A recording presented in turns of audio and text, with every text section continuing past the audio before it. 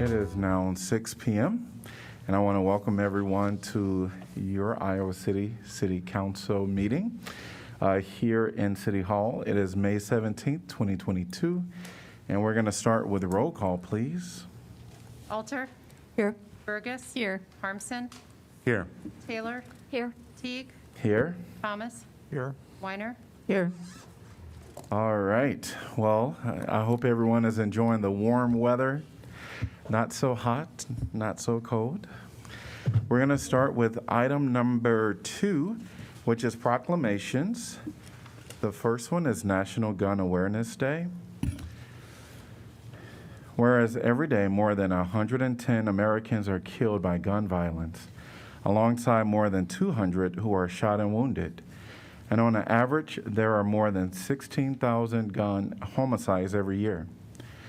And whereas Iowa has an average of 302 gun deaths every year, with a rate of 9.4 deaths per 100,000 people, and has the 42nd highest rate of gun deaths in the United States. And whereas support for the Second Amendment rights of law-abiding citizens goes hand in hand with keeping guns away from people with dangerous histories, whereas gun violence prevention is more important than ever as the COVID-19 pandemic continues to exacerbate gun violence after more than 2 years of increased gun sales, increased calls to suicide and domestic violence hotlines, and an increase in city gun violence. And whereas in January 2013, Hadia Pendleton was tragically shot and killed at the age of 15. And on June 3rd, 2022, to recognize her 25th birthday, people across the United States will recognize National Gun Violence Awareness Day and wear orange in tribute to Hadia Pendleton, other victims of gun violence, and the loved ones of those victims. And whereas the idea was inspired by a group of Hadia's friends who asked their classmates to commemorate her life by wearing orange. They chose this color because hunters wear orange to announce themselves to other hunters when out in the woods. And orange is a color that symbolizes the value of human life. And whereas anyone can join this campaign by pledging to wear orange on June 3rd, the first Friday of June in 2022, to help raise awareness about gun violence. And whereas we renew our commitment to reduce gun violence and pledge to do all we can to keep firearms out of the wrong hands and encourage responsible gun ownership to help keep our children safe. Now, therefore, I, Bruce Teague, Mayor of Iowa City, do hereby proclaim the first Friday in June 3rd, 2022, to be National Gun Violence Awareness Day, and encourage all citizens to support their community's efforts to prevent the tragic effects of gun violence and to honor and value human life. And accepting this proclamation is Karen Greenleaf and Temple Hyatt on behalf of Mom Demands Action.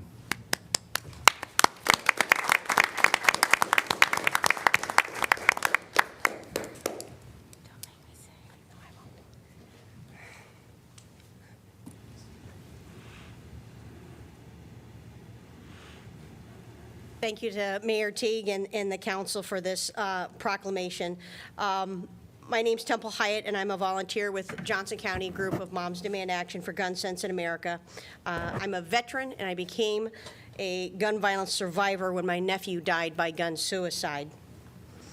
Gun violence has increased when COVID-19 pandemic struck, and those impacts continue to devastate our communities. 2021 was one of the deadliest years on record for the United States, with an estimated 20,700 people killed in gun homicides or non-suicide related shootings, a 6% increase over 2020. And I would be remiss if I didn't mention the heinous act of hate in Buffalo, New York. I spent 2 hours on a call this afternoon with fellow coworkers all across the country, and they expressed sentiments of fear, disheartedness. They were saddened. They were broken. Some of them felt numb, felt a deep heaviness. Some were paranoid, exhausted, and some just aren't surprised. Here in Iowa, Black people are 16 times more likely than white people to die by gun violence. To our BIPOC community, to our Black leaders, we see you, we love you. And I'm sorry that our country empowers white supremacy with easy access to guns. But as incidents of gun violence have grown, so too has the movement to stop it. We continue to educate, raise awareness, organize, advocate, and rally for safer communities. This year, we invite the community to our Wear Orange event on Saturday, June 4th at 2 p.m. at Weatherby Park. There'll be speakers, kids' activities, and an opportunity to place a remembrance rock in the edible gardens. We'll conclude with a peace walk through the neighborhood, past the mural on Broadway, and into the diversity market at Pepperwood Plaza. Together, we'll work to make this country safe for everyone, from intimate partner violence to police violence, gun suicides, gun homicides, and unintentional shootings. We demand a bold plan that must address it all. Together, we can and we must build a future free from gun violence. Thank you. Thank you.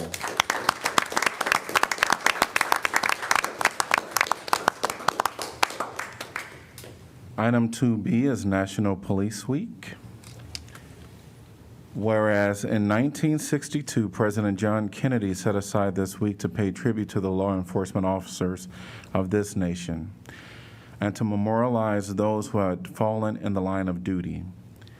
And whereas the police officers and their support staff in Iowa City work with courage and dedication to enforce the laws fairly, to reduce crime and violence, and in general to improve the quality of life for everyone in this community. And whereas the dedicated officers who have chosen law enforcement as a career often face unknown or extraordinary risks and dangers in preserving our freedom and security. And whereas these individuals are parents, siblings, children, and so we give gratitude to their families for supporting them in their career. And whereas officers of the Iowa City Police Department play a growing role as ones who promote harmony and mutual respect among community members in an increasingly diverse population. Whereas as we wish to give everyone an opportunity to appreciate and thank the officers and support staff of the Iowa City Police Department who dedicate their lives to public service. Now, therefore, I, Bruce Teague, Mayor of Iowa City, do hereby proclaim the week of May 15th through the 21st, 2022, to be National Police Week in Iowa City and urge all community members to participate fully in this observance and further extend appreciation to our Police Chief Dustin Liston and the officers of the Iowa City Police Department and to all law enforcement for their vital services they perform and their exemplary dedication to the community they serve. And to receive this is our very own Police Chief Dustin Liston.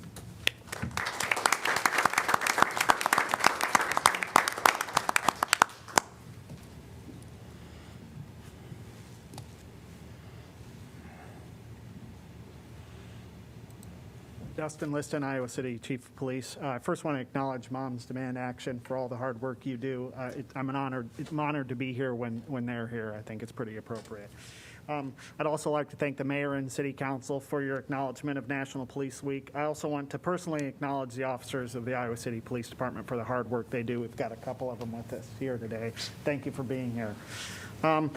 The last 2 years have been exceedingly challenging for the entire country, but it's been specifically hard for law enforcement. COVID-19 and the social unrest surrounding the murder of George Floyd have put an enormous strain on law enforcement. And while many in the country were able to stay home and work remotely, men and women in law enforcement were not able to do that. So unfortunately, that didn't come without a cost. since this pandemic began, over 600 law enforcement officers have lost their lives because of COVID alone. So we need to really acknowledge the sacrifice that has been made during the pandemic. I hope the community has noticed the positive changes the Iowa City Police Department have implemented to rebuild trust. With the guidance of the city manager's preliminary plan to accelerate community policing, we are well on our way to building a better relationship with the entire community as we continue to uphold the high standards that Iowa City has come to expect. So thank you for the acknowledgement. Thank you.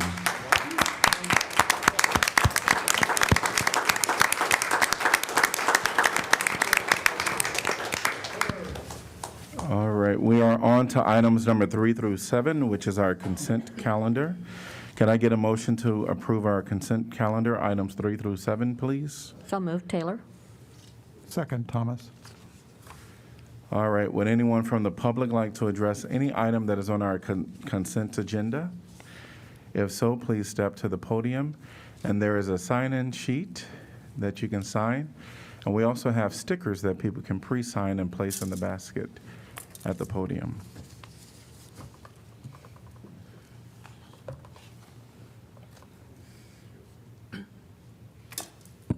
Welcome. Welcome to you, City Council. Thank you for all that you do. My name is Brandon Ross from Iowa City. It's good that we have talk about violence. There's been some bad things going on nationally. I want to make sure that you're speaking to something that's on the consent calendar. Oh, I thought you We'll said... come back to public comment. Oh, I thought you Just- said public. So, Yes. so did he. Sorry about that. Yes, yep, Okay. yep. Well, we did the same thing last time. Yes, This is a routine, by the Aye. way. We worked this up. yes, yes. Anyone else want to address an item that is on the consent calendar? Seeing no one, council discussion. Roll call, please. Alter, Yes. Burgess, Yes. Harmson, Yes. Taylor, Yes. Teague, Yes. Thomas, Yes. Weiner. Yes. Motion passes 7-0. Item number 8 is community comment. This is an opportunity for folks to come up and speak about anything that is not on the council agenda. 3 minutes will be provided to each speaker. And there's a timer down there, so keep watch on it. We will end our time today at 7 p.m. the latest. And also, I ask that you keep your comments directed to the council. Welcome. Thank you so much. Every time I come up here, you should just tell me it's the wrong item. First of all, the gun violence issue has been drawn to our international violence issue. Medea Benjamin of Code Pink has often said that our international policy also reflects our domestic policy, and that we tend not to negotiate, we tend to shoot. For some reason, we are taught to do that. She would also encourage negotiations instead of conflicts militarily, and she has in places like Iraq or Iran, Afghanistan, Libya, Yemen, Somalia, Ethiopia, Syria, and other such places where people are starving from warfare. They're starving. They're hungry. They're refugees. And right now, Ukraine would be the same situation. Instead of militarizing it, sending $40 billion worth of weaponry, which we pay for from our taxes, voted for by all Democrats, 3/4 of Republicans in Congress. I believe that we should be negotiating and not sending those weapons, and that everybody here is responsible to communicate with President Biden, our senators, and our congressmen to encourage, I believe, negotiations which would help Ukrainian people not die in swaths, because half the people dying are with U.S. military weaponry going through NATO, and also prevent the horrible situation of a nuclear war. And I think we are on the brink right now. And we want to support people in Ukraine, but we want to support everybody.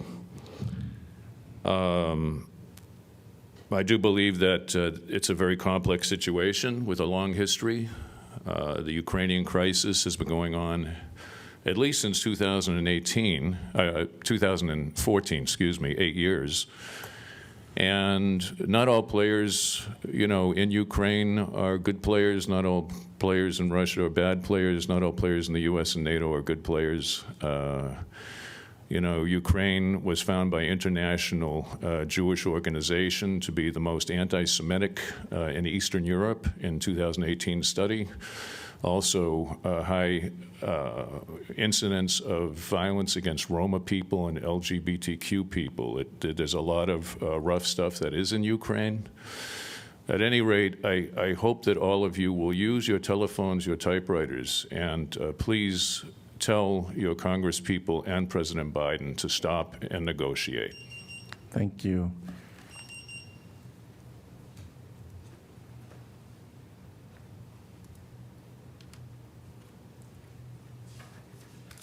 Welcome. Please state your name and city. Hello, I'm Angie Jordan. I'm Iowa City, Iowa. All right, I'm going to stick to my script.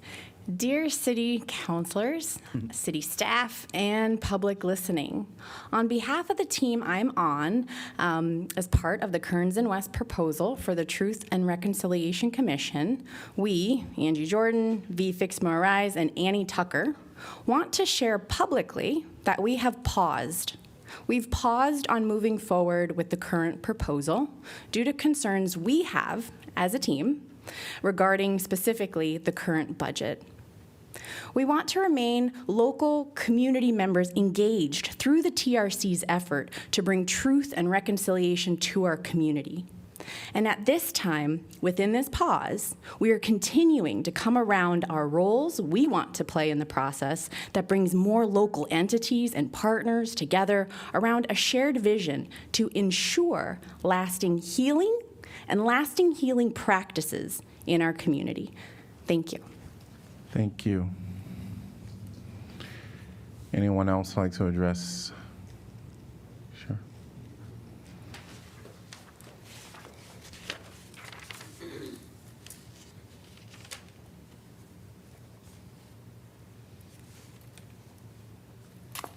And welcome. Well, thank you. Roy Sam Porter, Iowa City. To City Council from the Black Voices Project, May 17, 2022. The Iowa City Council created a Truth and Reconciliation Commission in fall 2020 and gave it a charge of fact-finding, truth-telling, and reconciliation.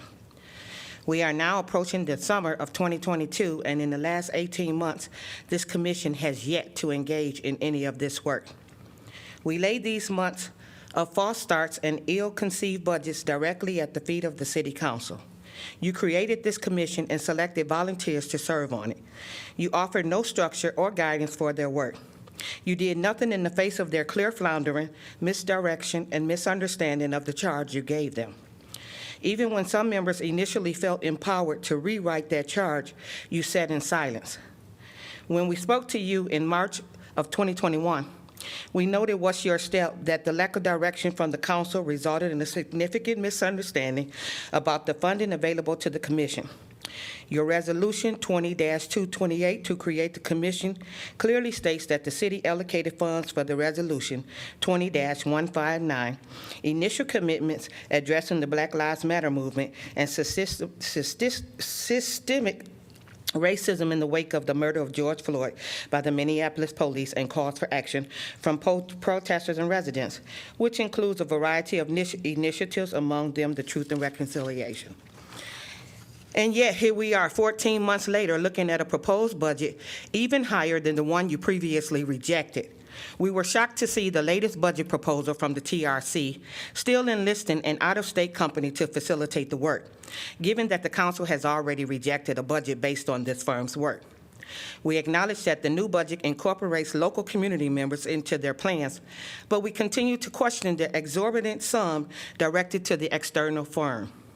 Our taxpayer dollars should not be lining the pockets of high-priced consultants when we have members of our community who are prepared to offer their expertise and leadership.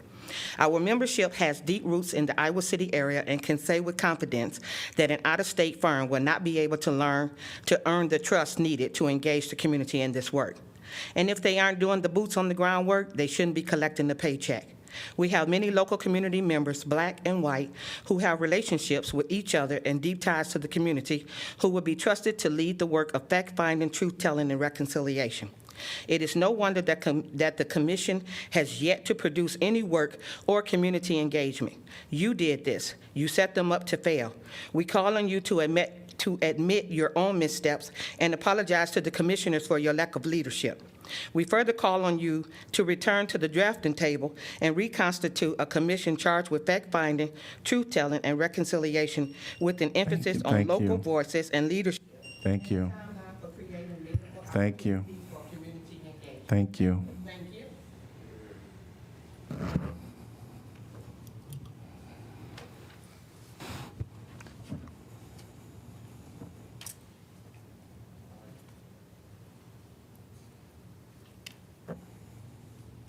Welcome. Hi, my name is Dan Koppel, and I'm from Iowa City. I would just like to first say, publicly thank the members of the TRC for all the hard work that they've done.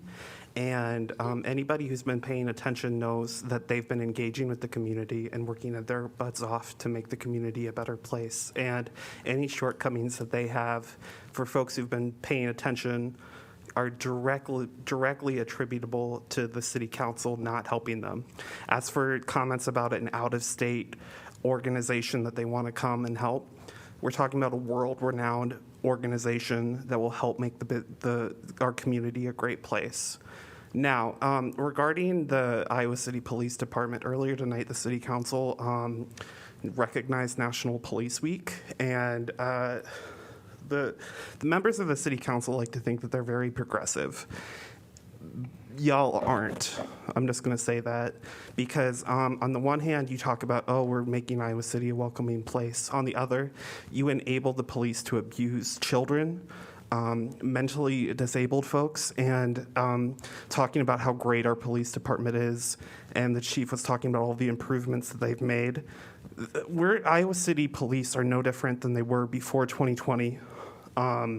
Anybody who's been paying attention is aware of that, whether it's arresting a child who's differently abled for touching a traffic cone, or beating suspects up and being captured on videotape doing so.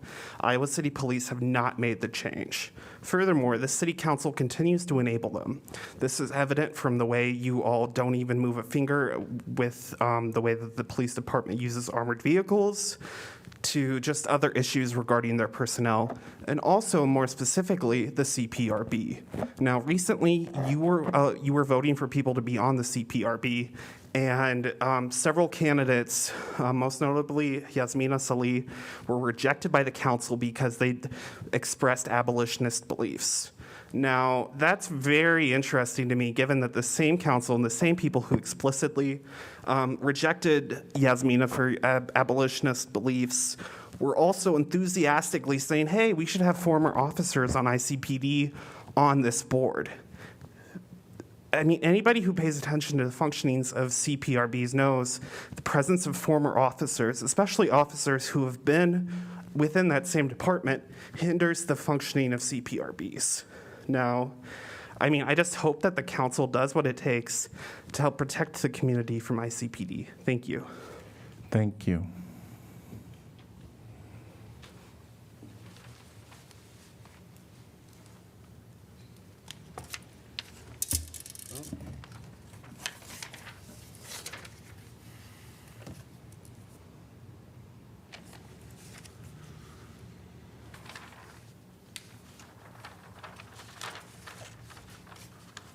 Welcome. Hello. My name is Noah, as y'all know. So the three of y'all that did respond to my emails, I will get back to you. I've been in a deep depressive state, so it's not really been mentally capable of responding, but I will respond to you shortly.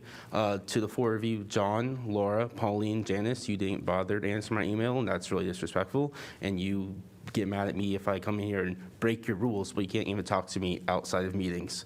Make it make sense. You can't make it make sense. To Jeff and Redmond, do y'all just like not, well, I know you don't, why don't you respond to emails yourselves?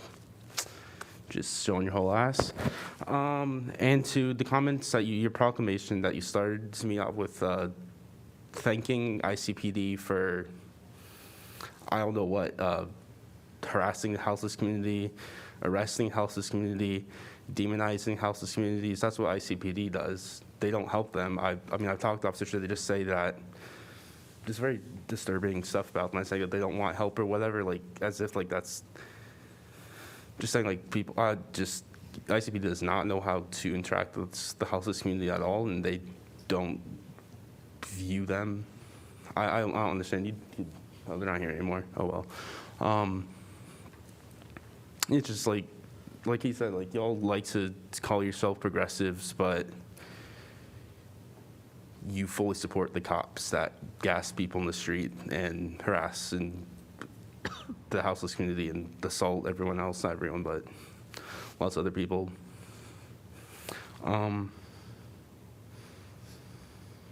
It's just really insulting that you would do that. And the chief, when he accepted your proclamation, saying that the struggles, ICPD has struggled because of the George Floyd uprising, when ICPD was the ones that gassed and attacked protesters that were nonviolently standing in the street, and nothing's been done to fix the culture in the department since then. I mean, when people ask, like when I ask for videos of complaints, the city lies about what state code does and doesn't allow to be disclosed.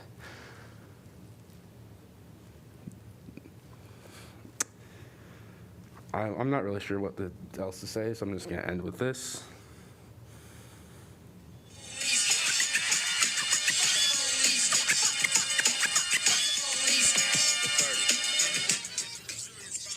Fuck ICPD.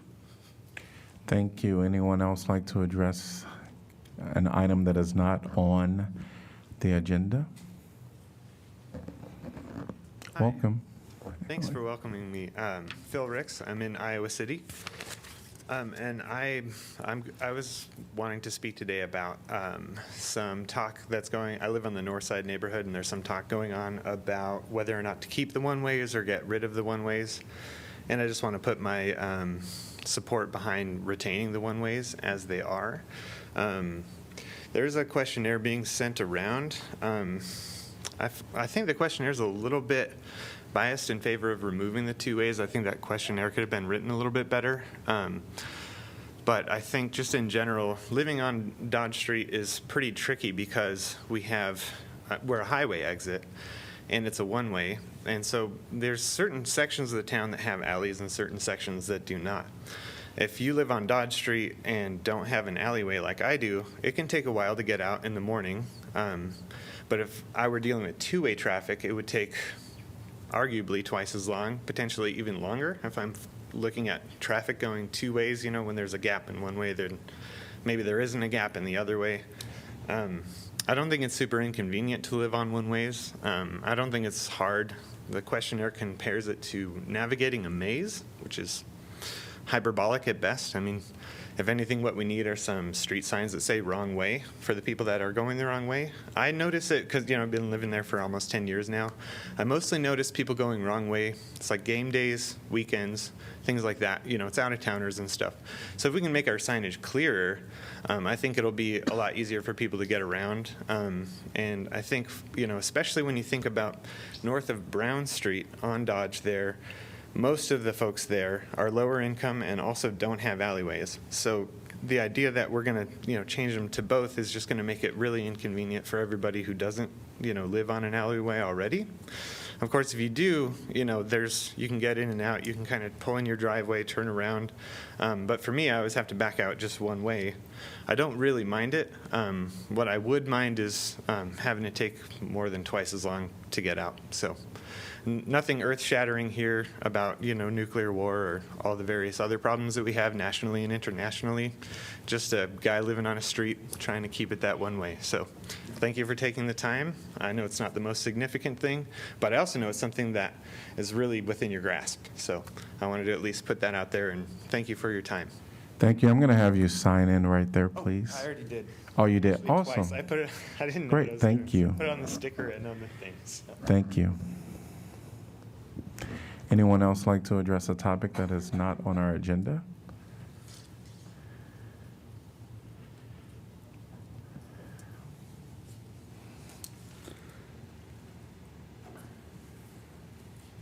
Welcome. Thank you. Good to see you all.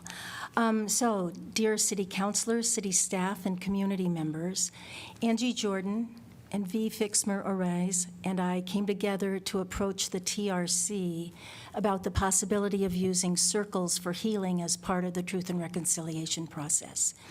And we provided some circles for folks who were involved in the community and some of the TRC members and some of the BVP members. And people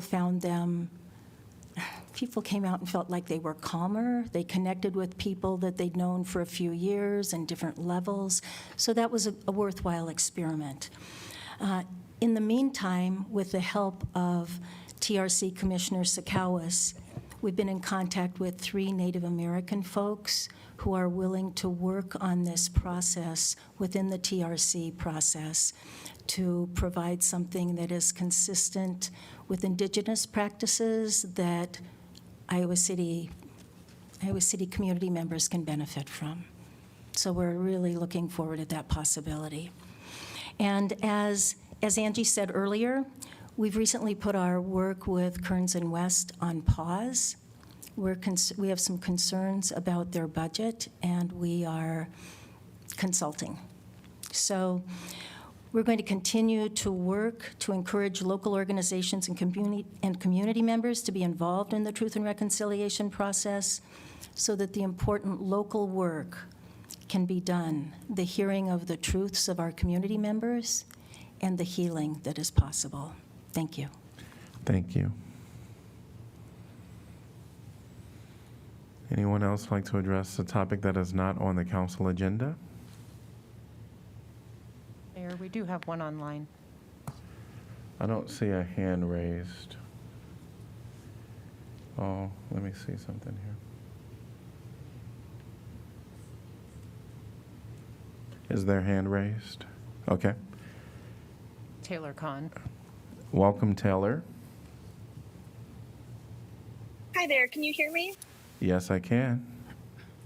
Hi, I just wanted to point out, in light of your police proclamation, that in a couple of weeks, on June 3rd, it will have been exactly 2 years since your police department attacked a group of protesters who were protesting for racial justice in your community. And we've seen by today's proclamation and other things that you never intended to make good on anything you said after that event happened. You always intended to hold off the unrest in the city until you could ignore it again. And so I just want to speak to anyone listening in the community and just point out that nothing has changed in Iowa City's police department, and Iowa City's police department is not better than the Minneapolis police department. I currently live in Minneapolis, and I was really disgusted to hear the chief invoke the name of George Floyd. If you talk to people here, especially Black people here, they are absolutely sick of people invoking that man's name in bad faith to reform the system, to preserve the system, to protect the system that killed him. It is disgusting. And another thing you'll hear if you talk to people here is that all cops are Derek Chauvin. The problem in the Minneapolis Police Department was not one cop. It was the entire system, and it was the city that supported it, and it was the nonprofits that supported it. There is an entire system here, and there is a similar one in Iowa City. You recently fired an officer who violently assaulted someone. I apologize.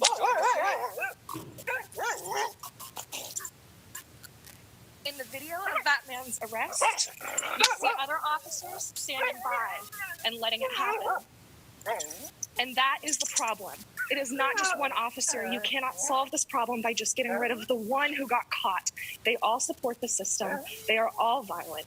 So I would just ask, because I know that it's wasting breath to talk to you, the city council, I'm just asking the community to keep that in mind.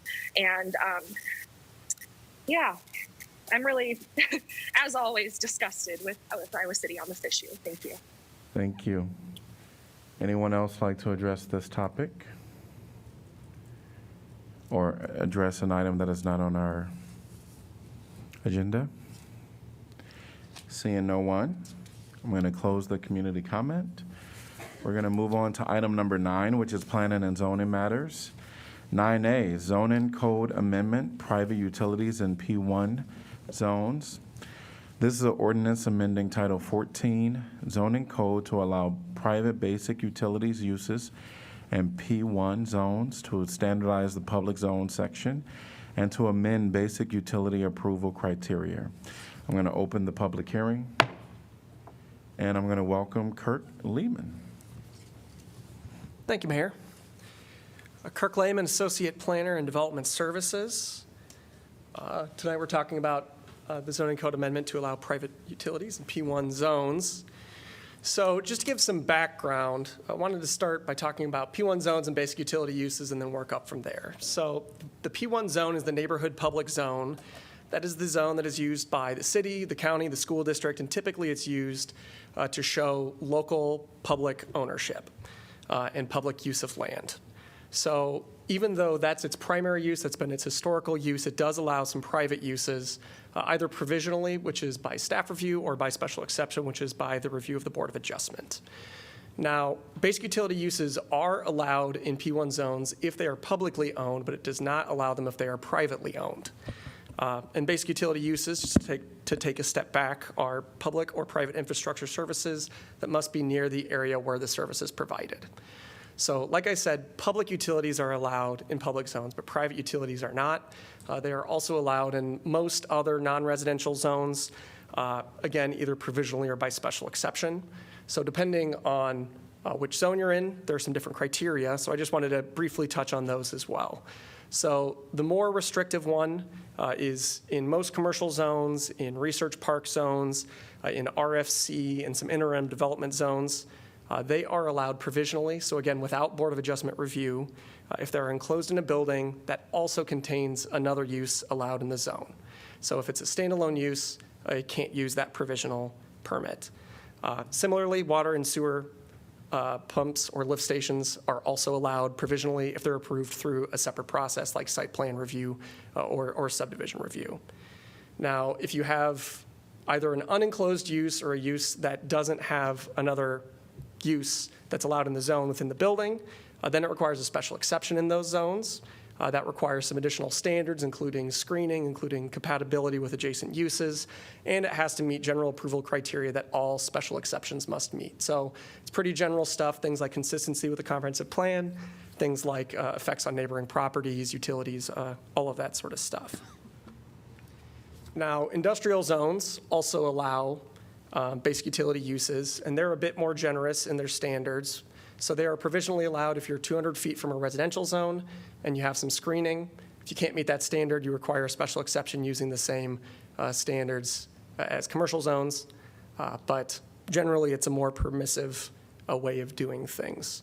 When it comes to public zones, there are no standards that are associated with them for public uses. But what we are proposing is to allow private basic utility uses in the public zone similarly to as they're allowed in a commercial zone. So that would require, if it's enclosed, it would be allowed provisionally. If it's unenclosed, it would require a special exception review by the Board of Adjustment. There are also some additional standards that are being modified through the proposed amendment, and a lot of them are kind of code cleanup because the public zone is unusual in that it's focused on ownership rather than on use. So one of the standards that it's proposing to revise is to strike the standard requiring an enclosed utility to have another use allowed in the zone within that same building. So what we've seen, the picture there is an IMON utility hub. What we see is that often you have An enclosed use, it's relatively small, it doesn't have much of an impact, but it requires a special exception because it's a standalone utility use as a private utility. And so what we're looking at doing is striking that provision, which would allow administrative review of enclosed utilities within those zones. And you would instead rely on the existing standards that guide all uses in that zone, seeing as an enclosed use is very similar to any other use that you would have in the zone. And then finally, it does harmonize some changes to the public zone section that try to bring it more in line with other zone sections. So that includes adding a use table, which the public zone does not have because it's unique. It adjusts the language regarding purpose and public ownership.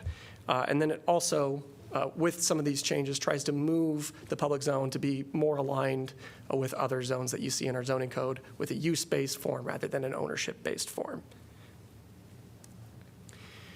In terms of the analysis staff conducted to come to these conclusions, to review the impacts, what you see before you is a map included in the staff packet. The red zones are commercial and research zones, which are the more restrictive zones that allow basic utility uses. The purple zones are those industrial zones, which are a bit more permissive, but they still allow basic utility uses. And if you look at the map, you'll see that there are large areas of the city that don't allow basic utility uses, including all residential zones. The map also shows P1 zones in blue, and so you'll see that those are a bit better dispersed throughout the city. And that's one of the reasons why staff is recommending this change, is because there are gaps within our current system, which is especially noticeable in developing areas, especially to the south, the southwest, the east. And it can really become a problem when you're expanding infrastructure into those areas and there aren't commercial zones that are prepared for that. So the P1 zone would be added to that, as you see in this map, which would provide better geographic distribution in addition to some other benefits. We also looked at what other cities are doing with regards to how they regulate utilities. Des Moines and Cedar Rapids do allow utility uses in all zones, either as a permitted use, if it's a minor utility, or with a conditional approval, which requires Board of Adjustment approval. But that's in all zones. And Davenport administers it differently, where private and public utilities are actually exempt from zoning, and they follow a different process to permit it through the city engineer. So that one's a little different. But typically what you see in other cities is the higher level of impacts, the more standards that come into play, the more review that you have, like the Board of Adjustment. So it's somewhat similar to what we do with enclosed and unenclosed, but they distinguish between minor and major utilities. But because they can allow basic utility uses in all zones, it does avoid some of those issues that we face with gaps in our current zoning where it's not allowed. So some of the reasons that we want to do this, like I said, it opens up those additional areas for basic utility uses. And it uses standards similar to the commercial zones. The staff doesn't anticipate any substantial impacts from this. But there's also an additional benefit that when you have a new area that's being brought into the city, if you need to accommodate basic utility uses, you would have to zone it commercial currently, which may not be compatible with surrounding land uses, especially if that use moves in the future. So the proposed amendment would allow that to be zoned public instead, which, if that moved in the future, is a much more restrictive zone than what would be allowed. So it would avoid some of those conflicts that might arise otherwise. But that's one of the additional benefits. In terms of its consistency with the comprehensive plan, many of the goals are broad. They're focused on growth and infrastructure, less so on the specific placement of basic utilities. But really what they're prioritizing is investment in areas that are best served by current and planned infrastructure, with really the goal of having high levels of service at the most efficient cost possible. So most of the strategies in the comp plan that are related to utilities are along those lines, including focusing on infill, focusing on contiguous development. And with the proposed amendment, it does improve coordination of public and private utilities, and that private utilities would be allowed on public land potentially or in a public zone. And it does also provide greater flexibility in placing those services so that you can make sure that they end up in the place that has the most efficient services, the highest level of service at the most efficient costs. So in terms of next step, should the proposed amendment be approved, if a private utility wanted to use this amendment In an existing zone, it would require either staff review if it's enclosed within a building. If it's not enclosed within a building, it would require review by the Board of Adjustment. And then there would also still be your typical staff reviews like site plan review and building permit review at later stages as the developments progress. So based on a review of this criteria and the anticipated impacts of the proposed change, staff does recommend the proposed change to the zoning code text. And at its April 20th meeting, the Planning and Zoning Commission, by a vote of 7-0, concurred with staff's opinion and also recommended the approved change. We did get some public comment as part of that P&Z meeting. Mid-American Energy actually came and spoke, and they had some slight revisions to the language that they wanted to see, but ultimately the Planning and Zoning Commission didn't believe that that language was necessary to achieve the goals. And with that concludes my presentation for this. So if you have any questions about the proposed amendment, I'm happy to answer them. Is there ever land that is zone P1 that isn't owned by the city? Yeah, so land owned by the county or school district are also zoned P1. Typically, you do not see private ownership, except in some cases, such as private communications transmission facilities are allowed in P1 zones. I think most of those are zoned commercial, but they can be P1. Agricultural uses are also allowed, as are solar utilities, utility scale solar, excuse me. Thank you. With that being the case, did you discuss this with the school district and the county? This was not discussed with the school district and county.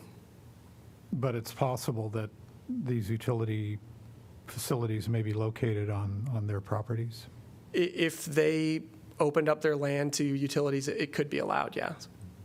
Yeah, only with their permission. Right. Mm-hmm. I have questions related to, since this is for this is a private company, we don't know who, that want to come and do something. Is there a price associated with that, and can you speak to that?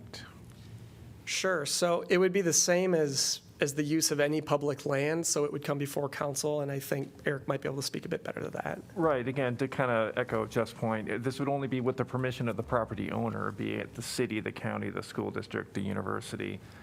They would be free to negotiate whatever price they want, much like we in the past have negotiated cell phone tower antennas on top of our parking ramps, that kind of thing. And if the public entity does not wish for the private utility to be present, they can just say no and be done.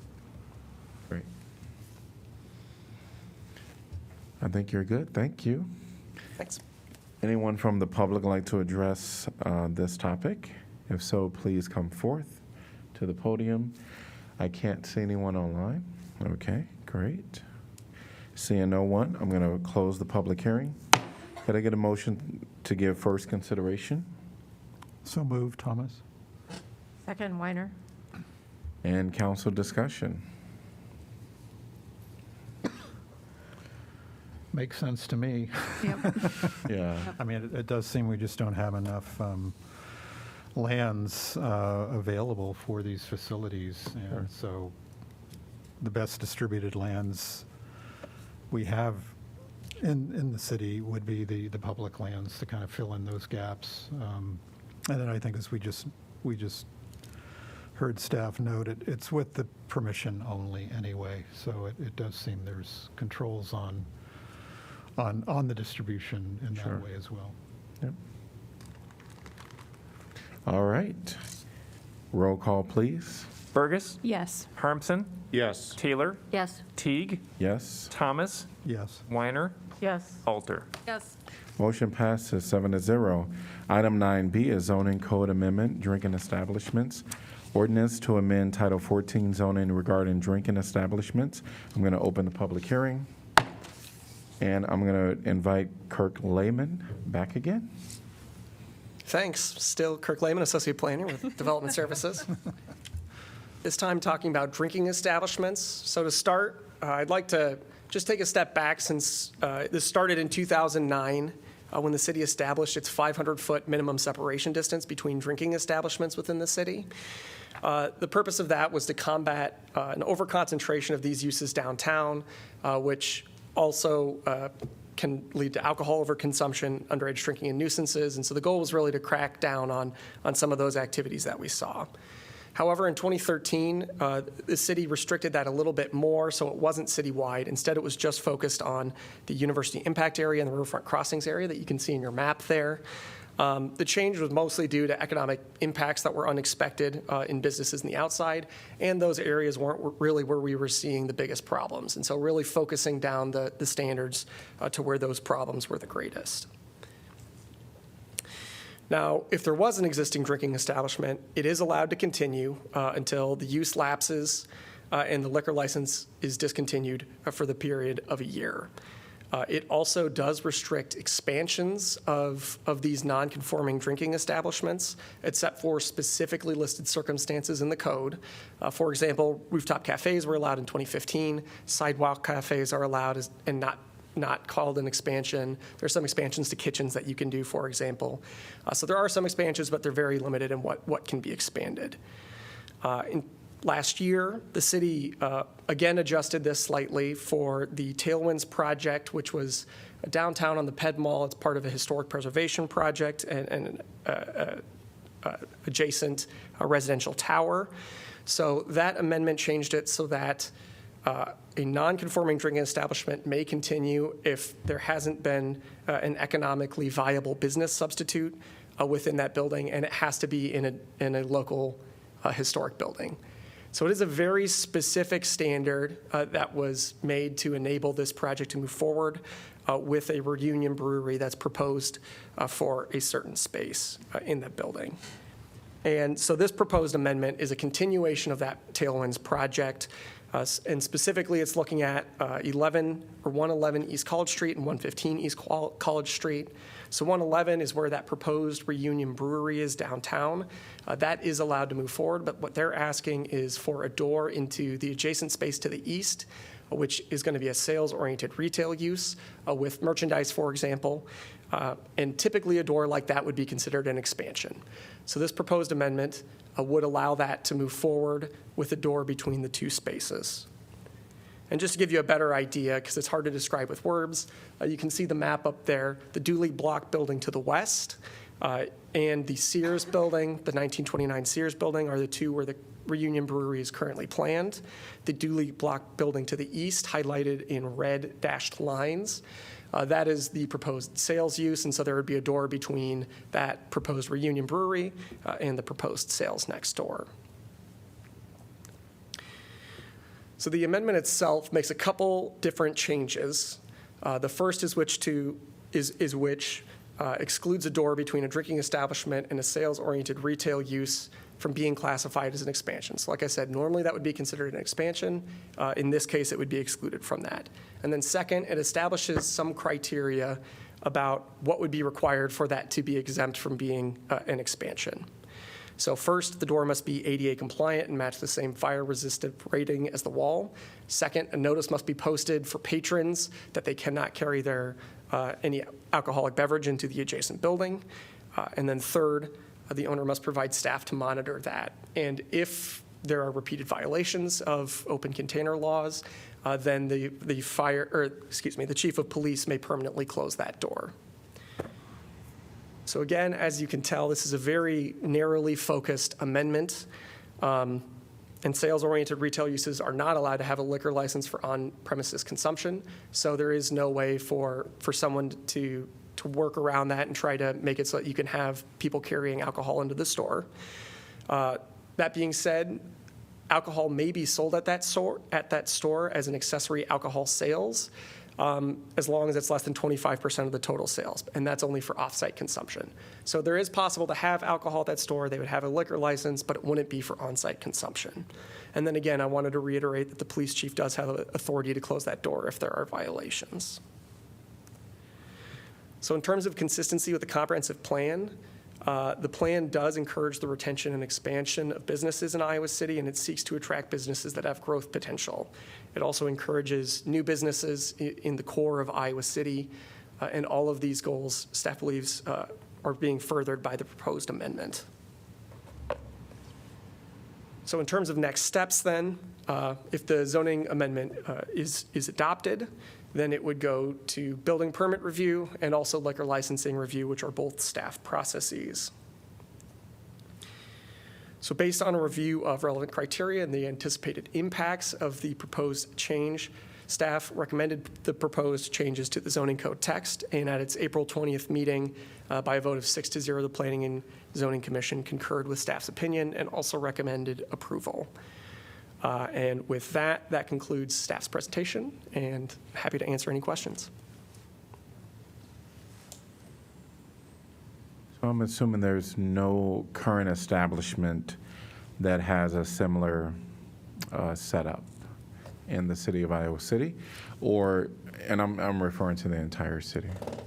Are you referring to a non-conforming drinking establishment or to one with a door into a sales-oriented retail? Yes, That one. the latter.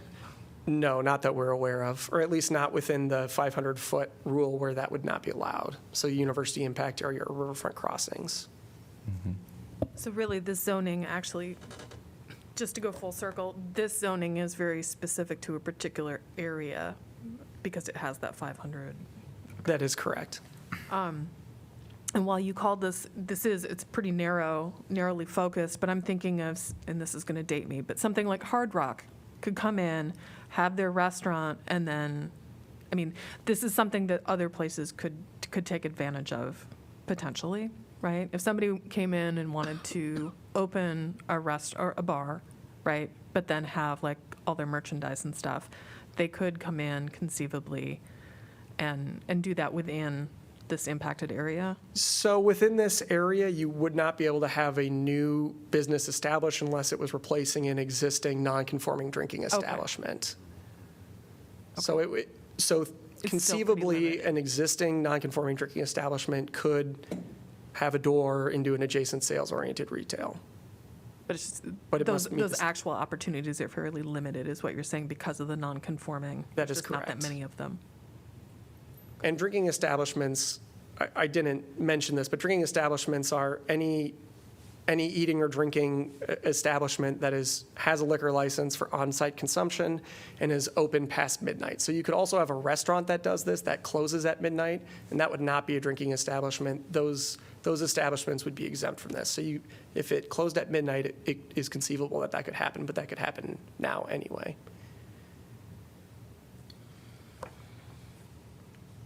All right, thank you. Anyone from the public like to address this topic? Seeing no one online or in person. I want to just get head nods from council if they're inclined to vote with this before I close all right, I'm going to close the public hearing. Could I get a motion to give first consideration, please? So moved, Taylor. Second, Alter. All right, council discussion. It's just, I mean, I presume this is going to go forward. It's just sort of odd to create ordinances that are aimed specifically at one business. It's like they're almost like your little special interest ordinance. I have nothing against Union Brewery, nothing. It's just sort of, when we're thinking about general policies, that there's something that just rubs me the wrong way about doing like the ordinances that are really only for one specific business. I understand why it's happening still.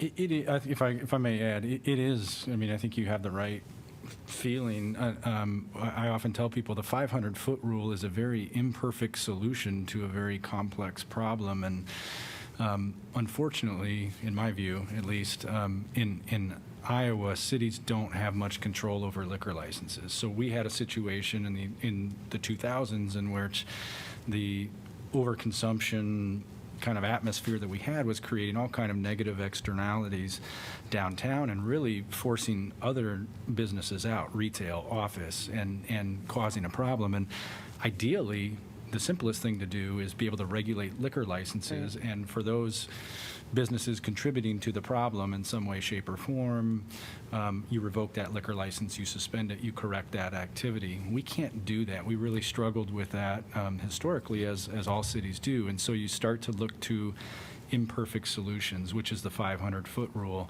And it's just a tool that has worked okay for us, but we occasionally have find where I would argue some common sense fixes like this, and in this case, you're just creating retail space for it. I don't think that goes against the intent of the 500-foot rule. We found success by doing the rooftop solution as well and cafe solution. So sometimes you have to get that scalpel out and say, yes, this makes sense and it'll be good for the overall downtown.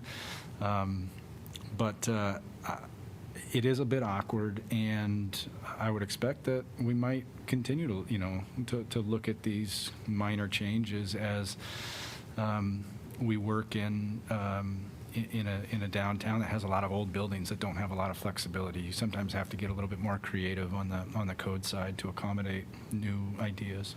That context is very helpful. Thank you. And I think this does a nice job of maintaining the whole purpose behind of the 500 separation and helping increase retail downtown. So that jumps out at me as some real positives for this proposal. All right, roll call, please.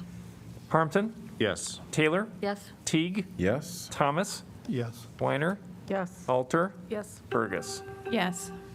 Motion passes 7-0.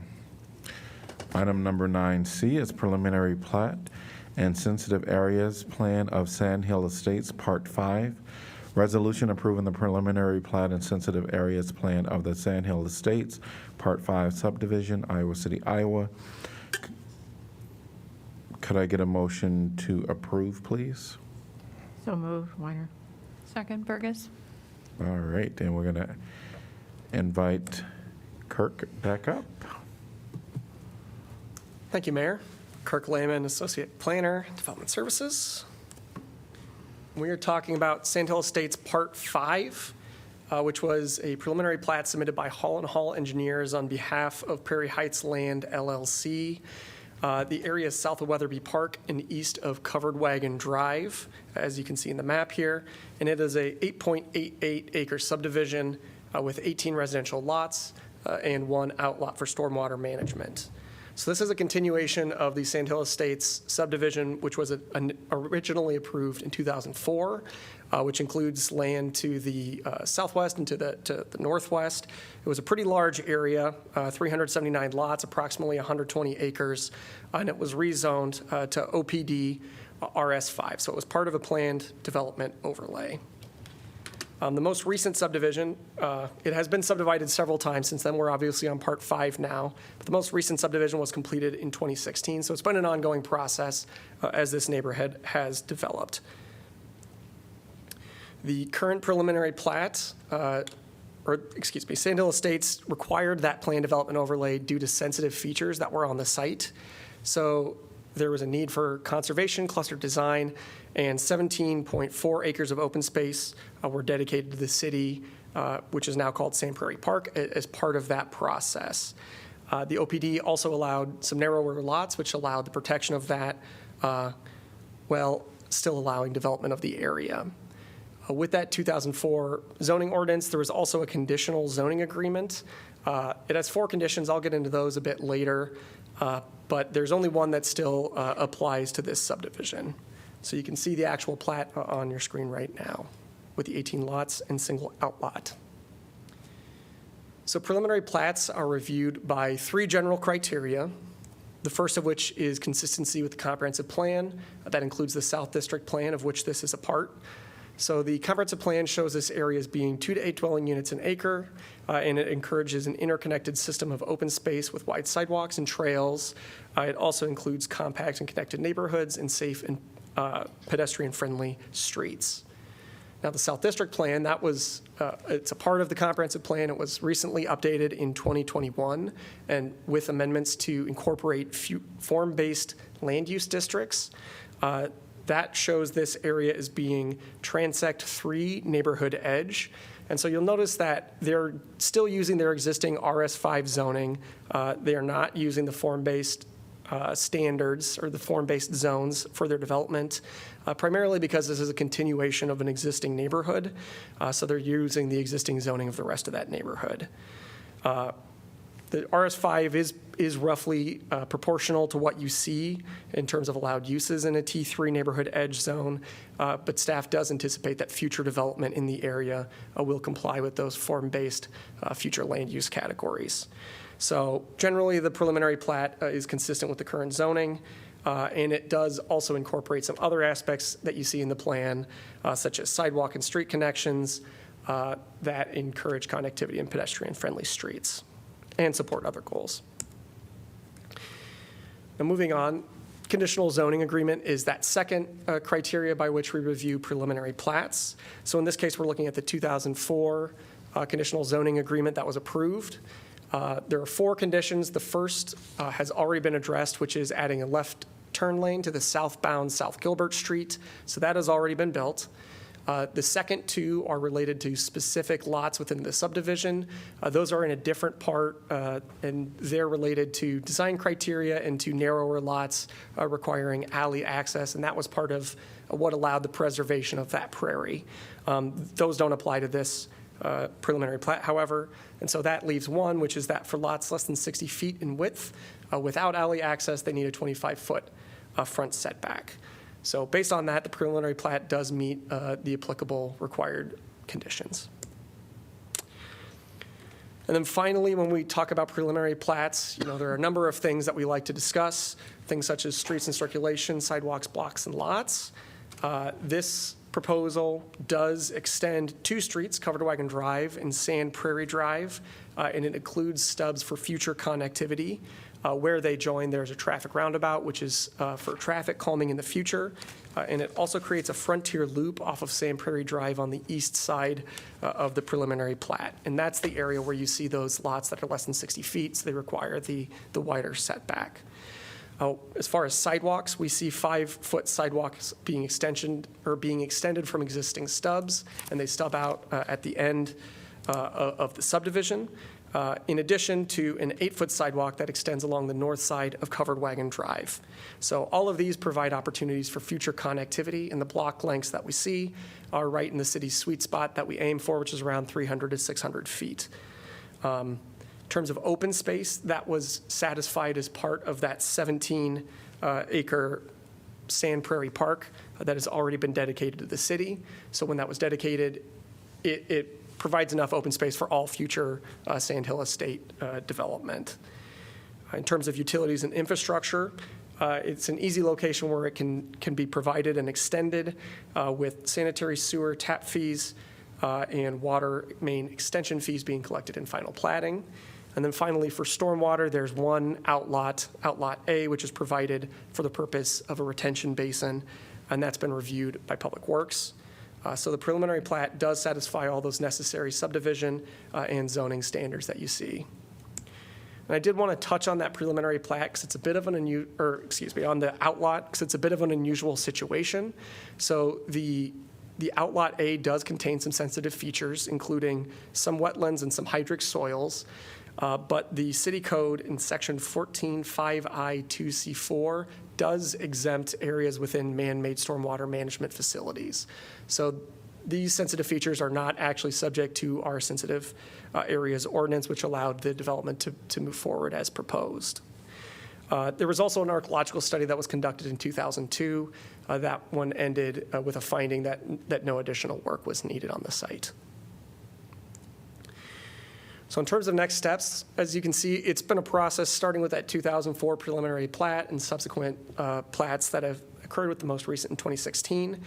Should this be approved, then a final plat would come back to you in the future for approval, and then there would be a final sensitive areas development plan and site plan that would be reviewed by staff, and then finally building permits would also be reviewed by staff. So based on a review of the relevant criteria and subdivision codes, staff does recommend approval without conditions. And at their May 4th meeting, the Planning and Zoning Commission concurred with staff's opinion by a vote of 6-0. The applicant did hold a good neighbor meeting on April 12th and got some feedback that way. That concludes staff's presentation, and I believe that the applicant is here to answer any questions. Great. Any questions for Kirk? I just have one on that condition you mentioned with I think the lot widths less than 60 feet require a 25-foot setback, and the reason for that is what? I believe that you typically see those on the bulb of cul-de-sacs, and we have similar standards like that in our zoning code. So I imagine that because this was 2004, just before the current zoning code was adopted, I imagine that was incorporated to reflect the standards that we anticipated adopting. So what, I'm just trying to understand, is there some practical reason for that 25 feet? Does that have to do with off-street parking, or? I would believe that it has to do with lot frontage, making sure that you have adequate space for a house. Okay. Oh, I see. And the further Because of the it's pie set back, shape- wider it is the on the pie bulb of shape cul-de-sac, yeah. Yeah. Thank you. Thank you. And I don't know if the applicants have any comments or. Okay. Any questions, counselors? All right, hearing none, thank you for being here. Anyone from the public like to address this topic? So the attendees aren't coming up. Let me know if there's a hand raised. Okay. And council discussion. No one from the public wants to speak. It's nice to see this proposal, especially earlier we saw the data that showed very concerning significant drop in development of single-family residences in the area. So it's great to see that the plan is for 18 residential homes. And considering the surrounding areas, I know some people that live in the Covered Wagon area. They're nice family homes. They're not high-end, which I think we've seen a lot of that development, which I don't personally think we need that many more of those. We always talk about affordable housing, and this will be affordable probably to middle-income folks. It's still not to the bar of where we'd like lower-income folks to be able to afford these homes, but still they'll be comfortable homes and add to our residential properties in the city. So I'm in favor of it. I wanted to thank Kirk. I appreciate your presentation, going through all the line items that we have to comply with. It was a very thorough presentation. Thank you. And I'll be supporting it, although I must say I'm looking forward to some form-based code applications. Yeah. Yeah, I will say the applicant also owns a significant amount of property to the north and to the west surrounding Weatherby Park, and we're working very closely with them as they going to have to take a step back and master plan in their own way with the form-based code. So we're excited to be working with them on the next phase, and I think when that comes forward, I think the community and the council will be excited too. And thank you, Kirk, for the showing kind of how it fit in with the transect that was noted in the form-based code. That was helpful to see. All right, I think we're ready for roll call. Taylor? Yes. Teague? Yes. Thomas? Yes. Weiner? Yes. Alter? Yes. Burgess? Yes. Harmson? Yes. Motion passes 7-0. Item number 10 is fiscal 2022 budget amendment public hearing. Resolution amending the current budget for fiscal year ending June 2022. And I'm going to open the public hearing.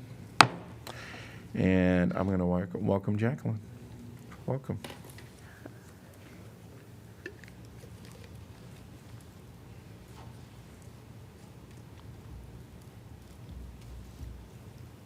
Hello, Jacqueline Flagel, Assistant Finance Director in the Finance Department, talking about the third and final budget amendment for FY22. Just kind of an overview of the budget process. The FY22 budget was originally approved in March of 2021. The year runs from July 1st to June 30th. Previous amendments were in September of 2021 and then March of 22. City policy currently allows for amendments for emergent situations, transfers from contingencies, expenditures with offsetting revenues or fund balance, and then carryover or prior year budget authority. We can amend any time other than the last 30 days of the fiscal year. So once we get into June, we cannot do any more amendments. And the city typically averages 3 amendments a year. So this is the third and final. This amendment consists of amendments to capital improvement plan projects, emergency type repairs, the transfer of the Tailwinds affordable housing fee in lieu of to reimburse the general fund for purchase of the South District duplexes, a receipt of a bequest, and then other small amendment items. On the revenue side, in the state form you see under miscellaneous is a bequest and then donation. And then transfers in is the $1.5 million of the transfer of the fee in lieu of. The other hand of expenditures by the state program levels, government capital projects as the CIP amendments, and engineering consisting of engineering remodel, library railing, and then a catio. And then the other side of the transfer in, that $1.5 million, and then the business type expenditures are amendments for a water main Clinton to Church, a spiral heat exchange repair, and then landfill bird assessment. The overall total impact to the fund balance is a decrease of over $400,000. It's covered through excess fund balances and bonds and will not affect property tax levies. Any questions y'all have for me? I'm just really intrigued by the bequest. The bequest. Was that allocated for a specific purpose or just to the city generally? So I'm not sure if it was for a specific purpose, but it was for the animal shelter, and they are using it to help fund the construction of their catio, along with a matching donation from the foundation. Thank you. Nice. Thank you. All right.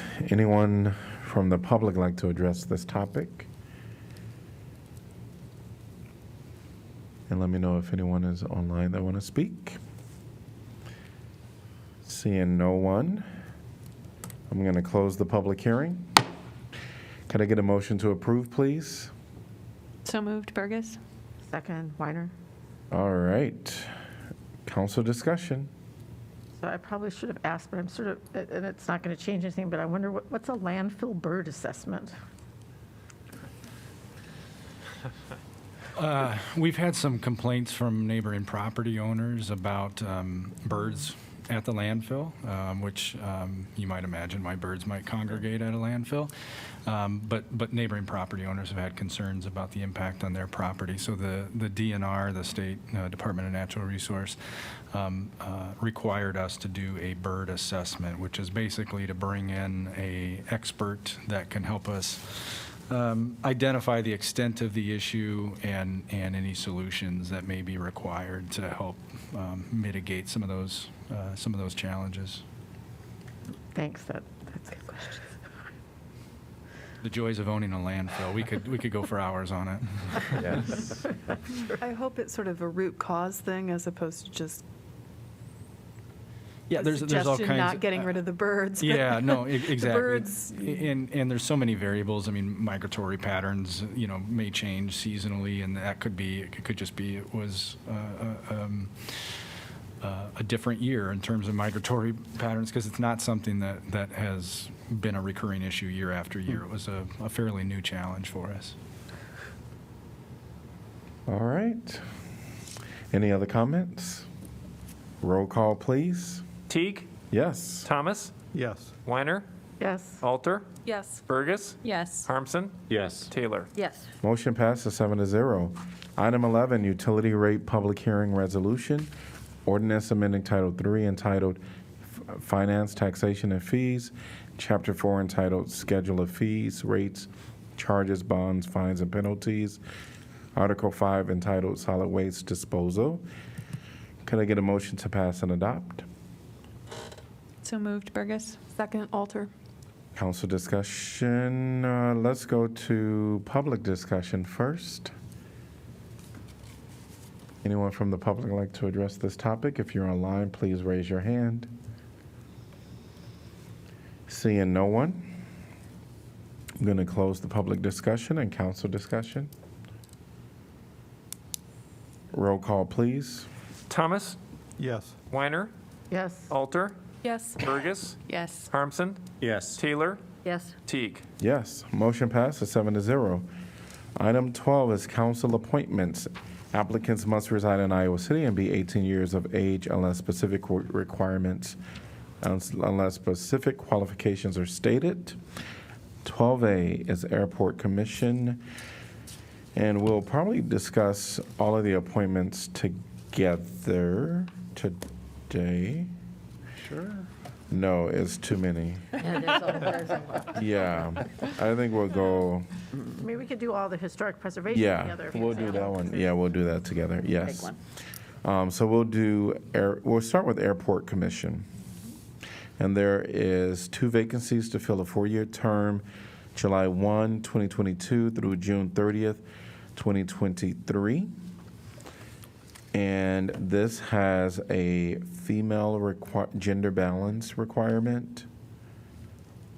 And a none. One female, one none. And a none, yes. Well, we happen to have 2 of the applicants are our current members, and both of them, I always look at the attendance records, and both of them have excellent record of attendance. So I would move to reappoint Warren Bishop and Judy Full. I agree. I agree with those. I mean, the other person who is, who could really bring something to it, I think, was Ryan Story. I would definitely noted agree that. with reappointing Judy, because I think she filled a partial, she filled the position partway through, so she hasn't yet served a full term. I think we've, in the past, tried to share opportunities with other people in the community if they've served a full term.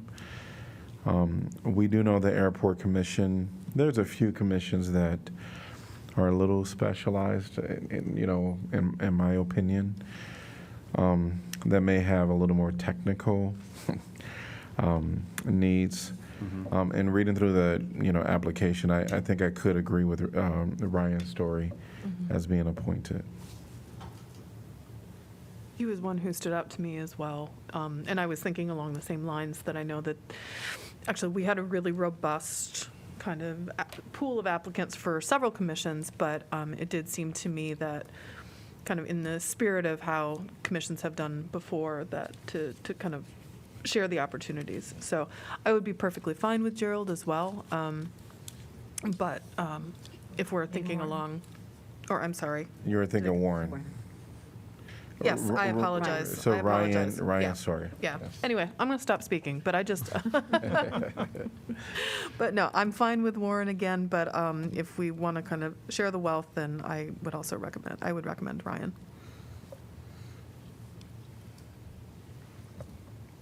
I agree with that. I mean, he's a commercial pilot, but I also think that it is important also for just continuance on a board or commission to have that knowledge base that Mr. Bishop has with that.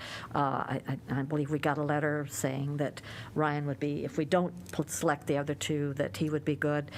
So I think, keeping him for further consideration when openings come up again, I think he would probably, he's young and going to be in the community, he'd probably still be interested in serving.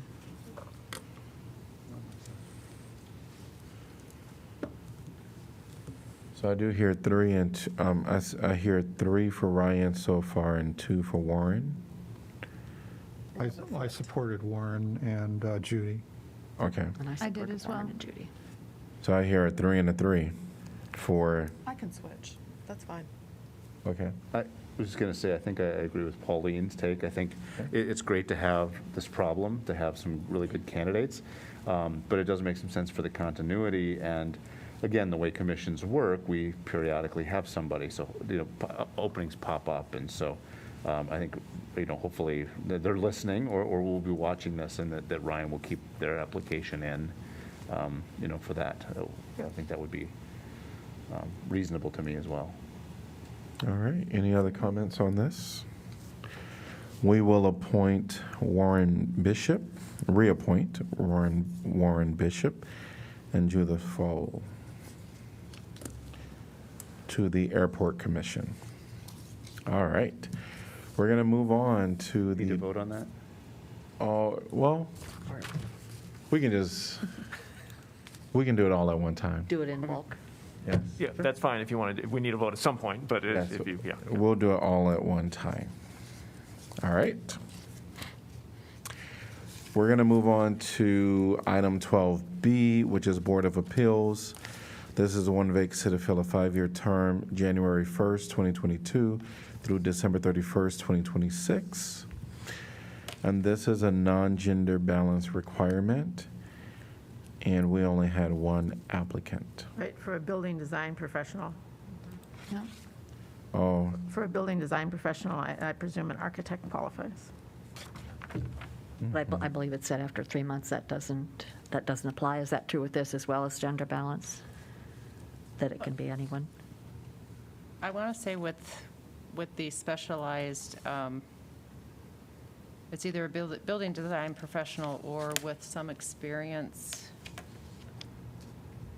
Eric? Yeah, it says a building design professional or a qualified trade representative with experience and training. Is that what you're asking? Yes, Yeah. thank you.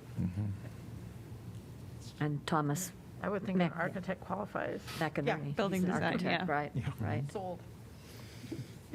Although the balance is odd, 1 female, 3 males currently, so I'd love to see a female, but we didn't have female applicants, so, and they need someone, so I would say I'm fine with Thomas McInerney. I agree. seeing nods of head of the majority, so we will appoint Thomas McLaren for the Board of Appeals Building Design Professional. We're going to move on to a few that we can take them all one by one still even here. So we'll do 12C, Historic Preservation Commission at Large. And this one, Mayor, and if I can point out, the other at Brown Street and Summit Street each just have one applicant Right. that are both females, so. okay. Okay. All right, so we may have some challenges there. We don't have enough applicants for the openings.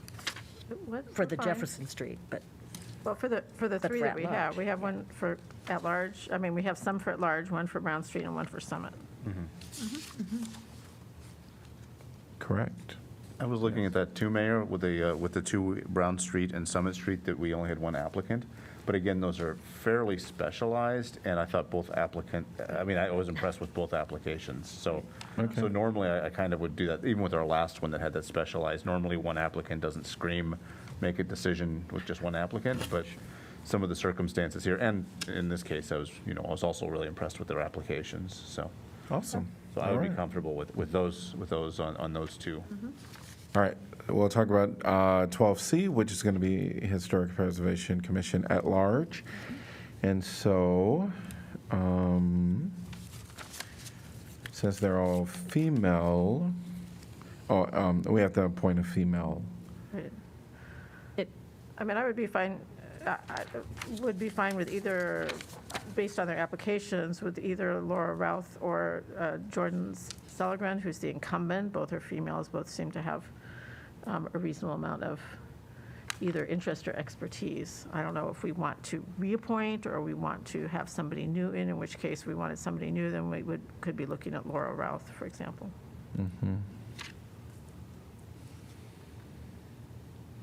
And not to complicate, but I thought that Talitha also had a pretty strong application. That was, I had her And I would also, so in my mind, Jordan Seligren and Talitha jumped out at me, so some overlap there, if that's helpful. Right, and the other thing that I look at, and I don't know to the extent that people are really still pay attention, but some of these applications are a year old, and the last 2 are almost brand new. the Routh and Seligren application is brand new. The others are from June 21 and July 21.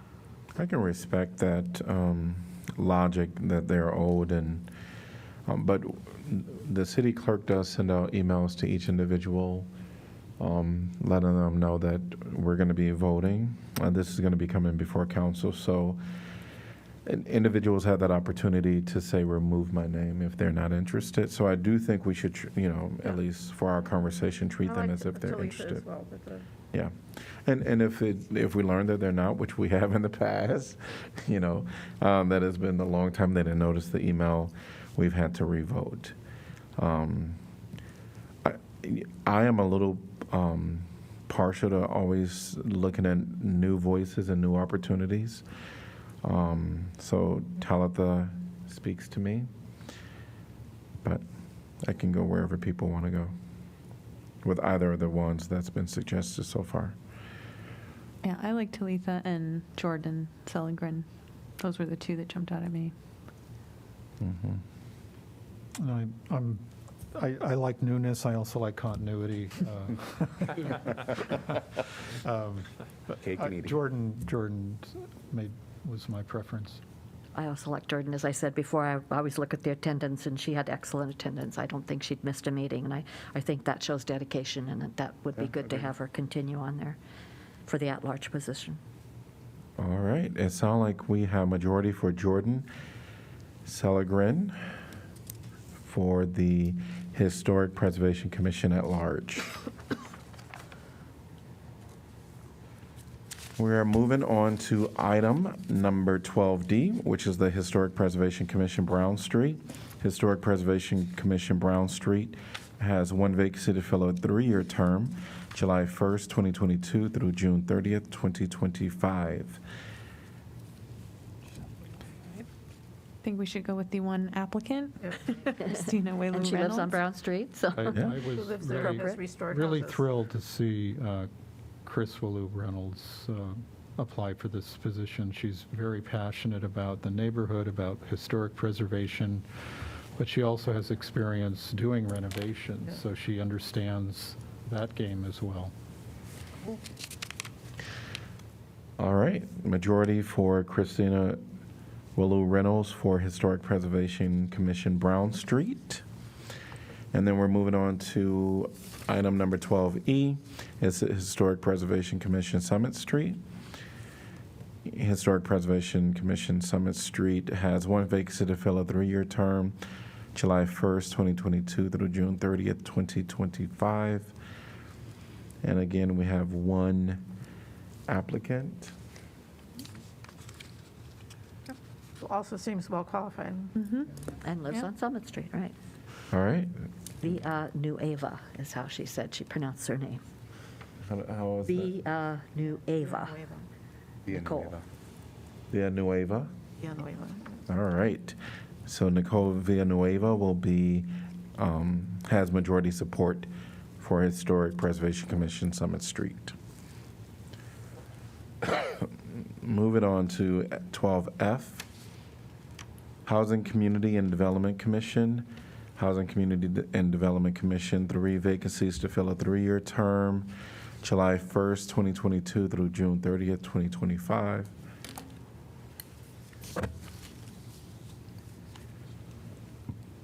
One female, one male, one none.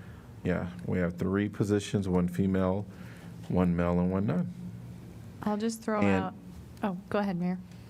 Go right ahead. I was just going to start throwing out names. Before we do that, I have to make mention that Tanya Moore should have not been in our packet because she's over 1 year. We will find out why the name wasn't removed from the system, so we cannot consider Tanya Moore.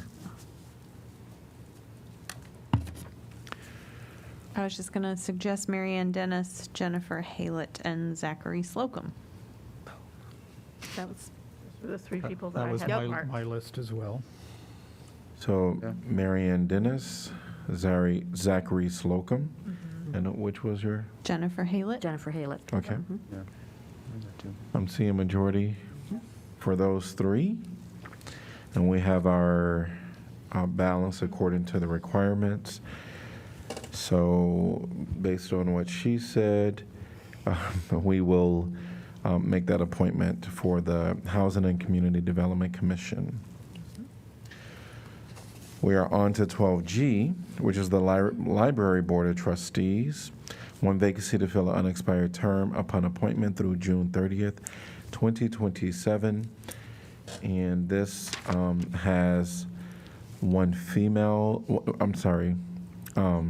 just one male.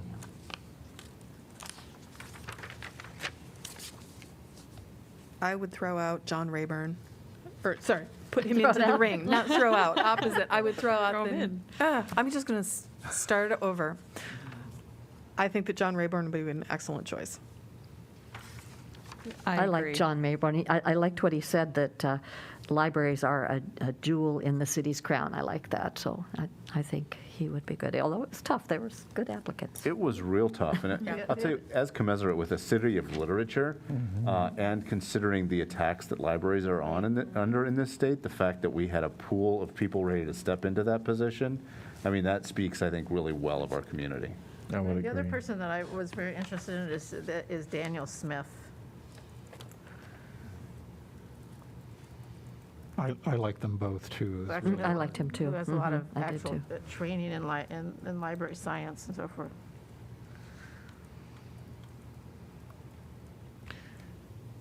So far, I've heard John and Daniel. I think those are the only two men. Yep. So then, I think I've heard 3 for John so far, And go, John. and I can support John. So we have a majority for John Rayburn for a Library Trust of. I would encourage Daniel Smith to keep his hat in the ring and Yes. keep an eye on openings. 'Cause Yep. he would also be very good. Yes. So for the Library Board of Trustees, we will appoint Daniel Smith. No, John Rayburn. Oh, Sorry. I confused you. I'm no, sorry. I just heard you say the name. John Rayburn. All right, we're on to 12H is Planning and Zoning Commission. Planning and Zoning Commission, one vacancy to fill a 5-year term. And this has no gender requirement.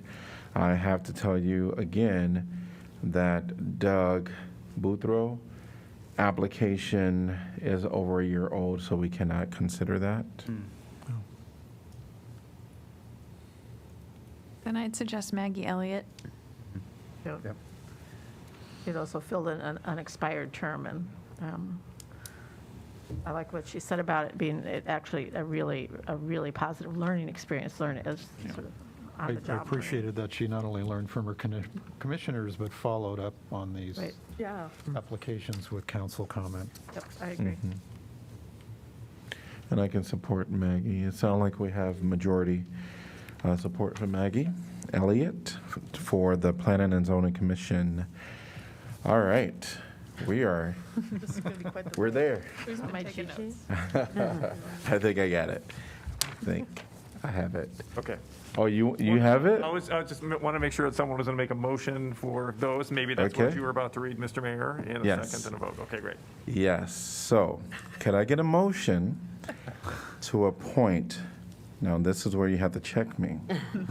Warren Bishop, Judith Fole, Ryan Story to the Airport Commission. No, there's only Only two. two. Just two.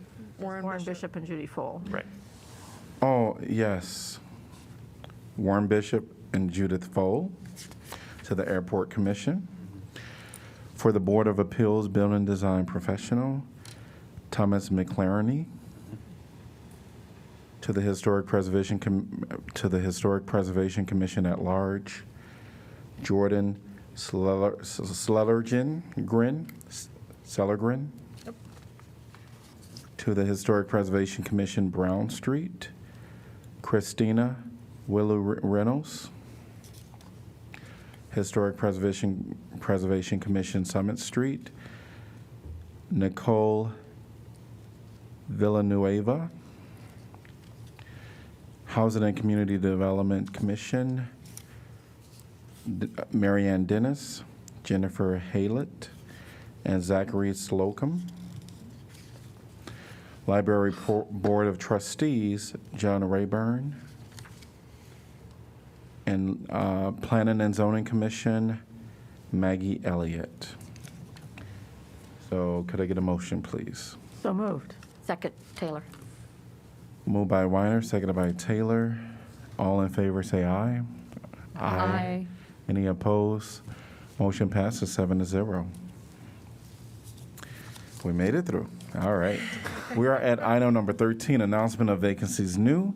Applicants must reside in Iowa City and be 18 years of age unless specific required qualifications are stated. Climate Action Commission, one vacancy to fill an unexpired term upon appointment through December 31st, 2023. Correspondence included in council packet. Human Rights Commission, one vacancy to fill an unexpired term upon appointment through December 31st, 2023. Parks and Recreation Commission, one vacancy to fill an unexpired term upon appointment through December 31st, 2025. Applications must be received by 5 p.m. Tuesday, July 5th, 2022. Could I get a motion to accept correspondence? So moved, Burgess. Second, Taylor. All in favor, say aye. Aye. Any opposed? Motion passes 7-0. Item number 14 is announcements of vacancies previous. Applicants must reside in Iowa City and be 18 years of age unless specific qualifications are stated. Civil Service Commission, one vacancy to fill an unexpired term upon appointment through April 7th, 2025. Applications must be received by 5 p.m. Tuesday, May 31st, 2022. Senior Center Commission, one vacancy to fill an unexpired term. Applications must be received by 5 p.m. Tuesday, June 14th, 2022. Airport Zoning Board of Adjustment, one vacancy to fill a 5-year term. Airport Zoning Commission, Iowa City Representative, one vacancy to fill a 6-year term. Historic Preservation Commission, East College Street, one vacancy to fill a 3-year term. Historic Preservation Commission, Jefferson Street, one vacancy to fill an unexpired term.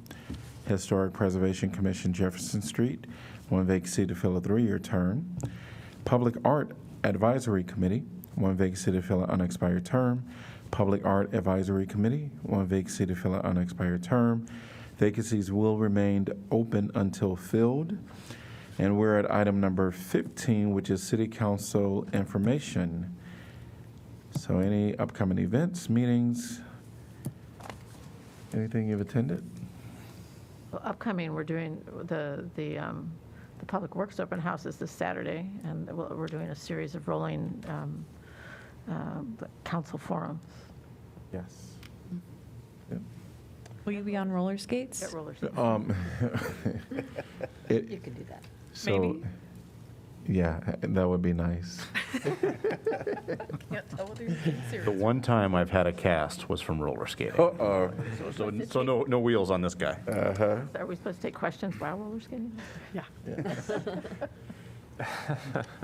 Actually, I also have, and I'll bet more than myself are going, but the Downtown District is having their annual meeting on Thursday, right?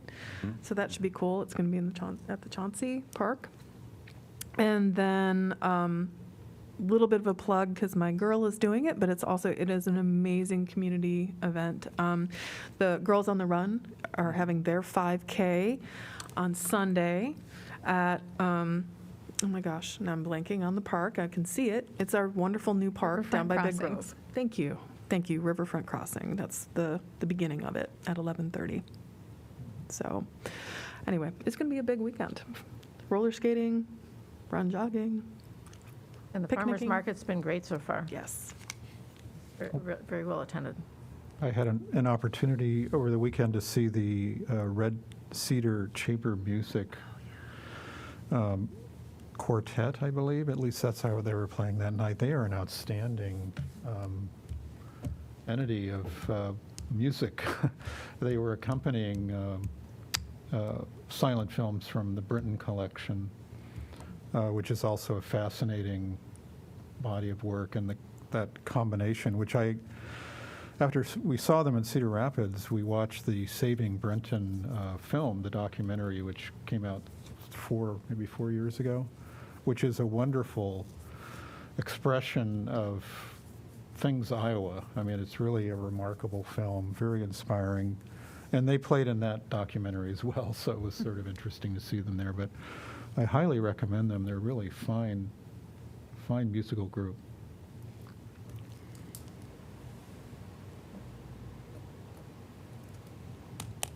Tomorrow we have our 9 a.m. to 4 p.m. strategic planning. At 9:30? 9:30. Oh, 9:30. Oh, extra 30 minutes. Perfect. I had it to be there at 9 for myself, so I won't be late. All right, so we have a little homework for that, and there's a lot of opportunity for us to really set a nice vision for our community. If no more comments, we will go to reports from the city manager's office. Just real quick on the Public Works open house, I had previously communicated to you that we were going to do a ribbon cutting for the building at 12:30. We decided to scrap those plans. There's just so much on the agenda that we didn't think we could do it justice and do it the right way. So we're not going to do the building ribbon cutting, so don't plan your day around that necessarily. If you can stop by anytime between 8 and 5, that would be fantastic. We'll have all kinds of activities and vehicles on display for you. Yep. And there'll be listening sessions from, I think it's 9 to 11. Yeah, I'm doing 9. 9 to 10:30. 9 and 10:30. There's going to be a Mayor Pro Tem altar, and then I'm doing 12 to 2. And then we have Councilor Weiner doing 3:30 to 5. Yes. And you get to engage with a 4-year-old at the same time. Yes. All right, we're going to go on to our city attorney's office. Nothing for me today. Thank you, Mayor. All right, and what about the city clerk? For me. Great. Item number 17. Redmond?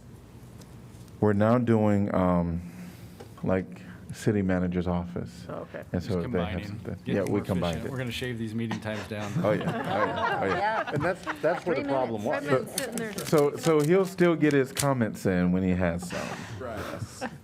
He's not short of words if you ever had that one-on-one with them.